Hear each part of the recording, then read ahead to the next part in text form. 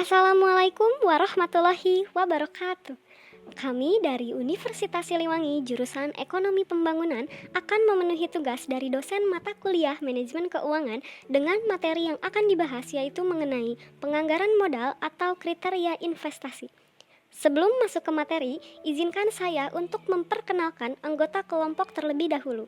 Yang pertama, Afian Syahyuli Anwar dengan NPM 193401069. Yang kedua, Taufik Maulana dengan NPM 193401055. Yang ketiga, Salsa Jahrani Putri dengan NPM 193401075. Yang keempat, Rifki Jailani dengan NPM 193401061. Dan yang terakhir ada Muhammad Rizky Kurnia Muharam dengan NPM 193401063. Baik, kita langsung saja masuk ke dalam materi. Apa itu penganggaran modal atau capital budgeting? Capital budgeting adalah proses lengkap untuk menganalisis proyek dan menentukan proyek yang termasuk dalam anggaran modal, atau seluruh proses perencanaan dan pengambilan keputusan mengenai pembayaran dana di mana periode pengembalian dana melebihi 1 tahun. Lalu, mengapa capital budgeting itu penting untuk dilakukan? Karena anggaran modal diperlukan untuk semua orang, misalnya swasta atau pemerintah atau individu dan kelompok. Yang kedua, keputusan anggaran-anggaran memiliki efek jangka panjang sehingga perusahaan kehilangan fleksibilitas. Yang ketiga, pemerataan modal yang efektif meningkatkan ketepatan waktu dan kualitas kegiatan penambahan. Yang keempat, dalam melakukan investasi, pengeluaran modal sangatlah penting. Kemudian, ada tahap-tahap capital budgeting. Yang pertama, ada ide atau gagasan suatu proyek atau investasi. Yang kedua, biaya proyek atau nilai investasi harus ditentukan. Yang ketiga, manajemen harus dapat menentukan struktur modal atau capital structure. Yang keempat, manajemen harus menentukan biaya modal. Yang kelima, manajemen harus memperkirakan arus kas yang diharapkan dari proyek, termasuk nilai akhir dari aset. Yang keenam, resiko arus kas proyek harus diestimasi atau menggunakan distribusi probabilitas arus kas. Yang ketujuh, dengan menggunakan nilai waktu uang, arus kas masuk yang diharapkan digunakan untuk memperkirakan nilai properti. Dan yang terakhir, menilai kelayakan proyek atau investasi dengan mempertimbangkan nilai sekarang dari arus kas yang diharapkan dibandingkan dengan biaya.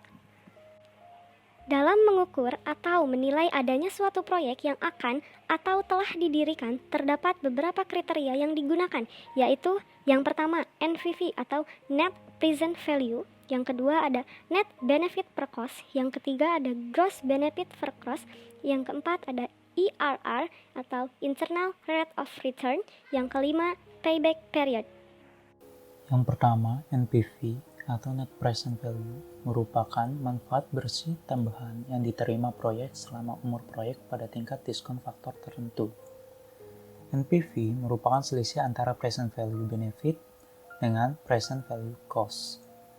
Untuk rumus NPV, seperti yang kita lihat, NPV sama dengan sigma BT dikurangi CT dibagi 1 ditambah I pangkat T. T dari 0 sampai dengan N, di mana BT sama dengan manfaat pada tahun T, CT sama dengan biaya pada tahun T, T sama dengan tahun kegiatan bisnis, I sama dengan tingkat diskon rasio, sama dengan diskon faktor pada tahun ke T.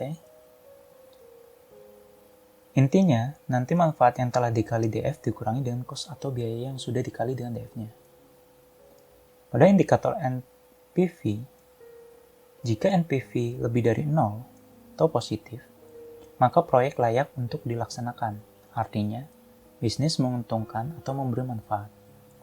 Jika NPV sama dengan 0, berarti usaha tersebut berada dalam break-even point.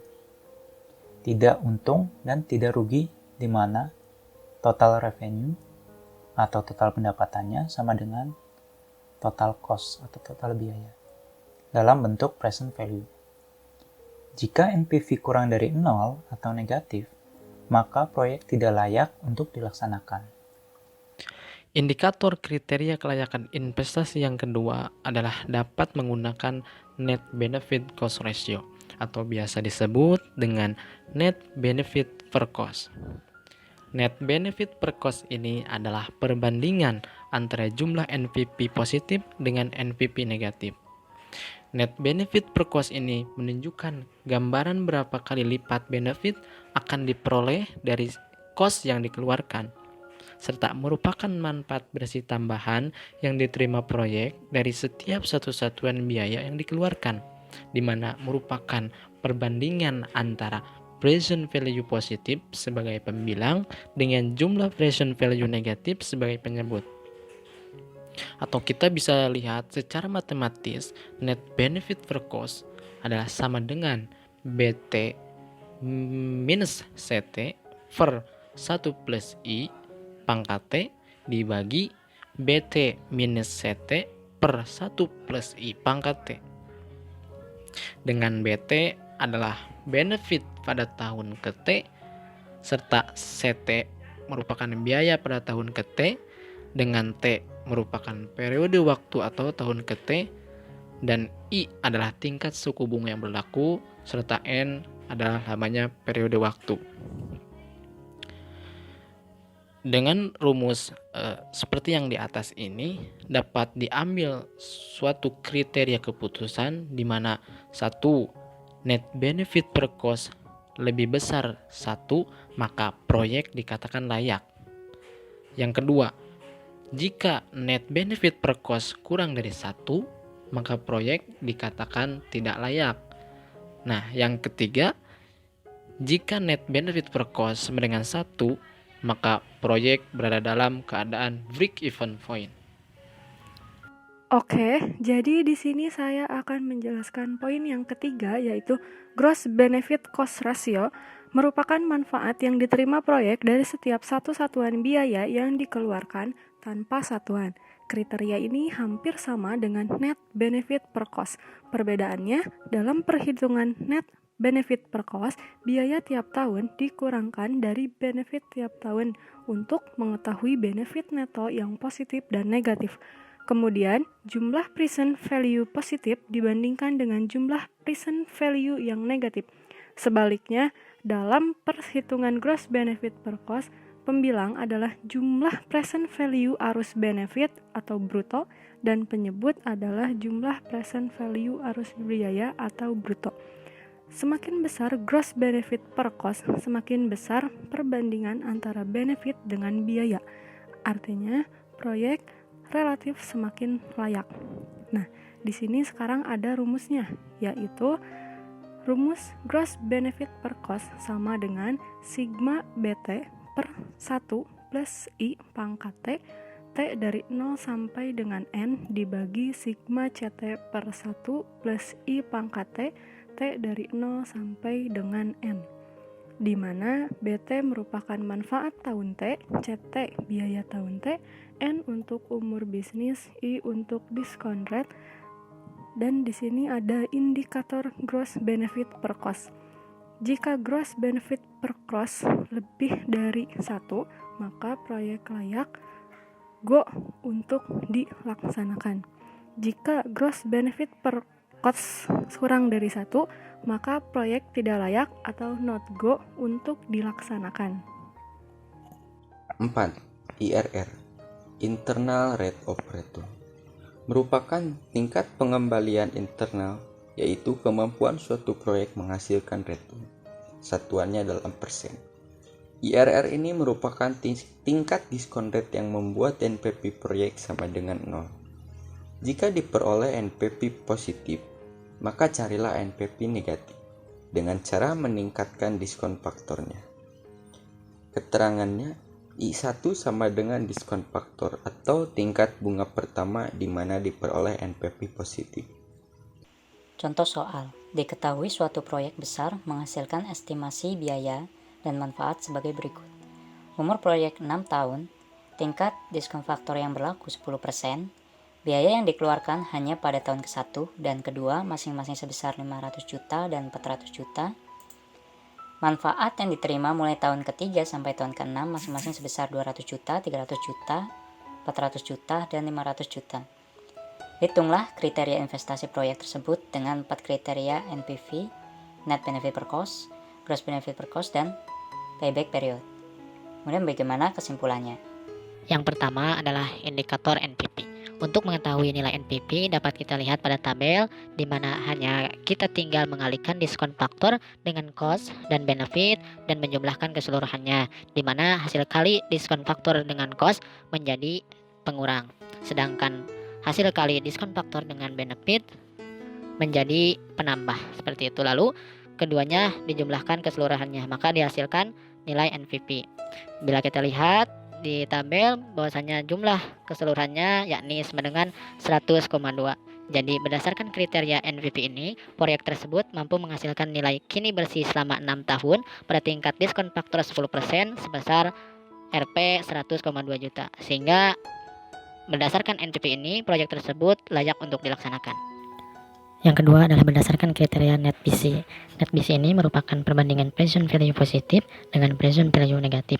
Maka dari itu diperoleh nilai present value positif sama dengan 885,5, sedangkan present value negatif sama dengan 784,9, sehingga nilai net BC sama dengan 885,5 dibagi 784,9, maka diperoleh nilai 1,13. Nilai ini artinya dari setiap satu satuan biaya yang dikeluarkan proyek mampu menghasilkan manfaat bersih sebesar 1,13. Dengan demikian, berdasarkan kriteria net BC, proyek tersebut layak untuk dilaksanakan. Kriteria yang ketiga adalah gross BC. Nah, untuk nilai kriteria gross BC ini hampir sama dengan nilai net BC. Namun perbedaannya adalah dengan angka gross BC sama dengan 1,13 ini menggambarkan manfaat kotor yang dihasilkan proyek dari setiap satuan biaya yang dikeluarkan. Sehingga berdasarkan kriteria gross BC ini, proyek ini juga layak untuk dilaksanakan. Dan yang keempat adalah IRR, yakni Internal Rate of Return, suatu kemampuan proyek dalam menghasilkan return. Jika berkaca pada tabel, karena pada tingkat diskon faktor sebesar 10%, NPV-nya positif, maka oleh karena itu diskon faktornya harus kita tingkatkan dengan maksimal 5% agar memperoleh nilai NPV yang negatif.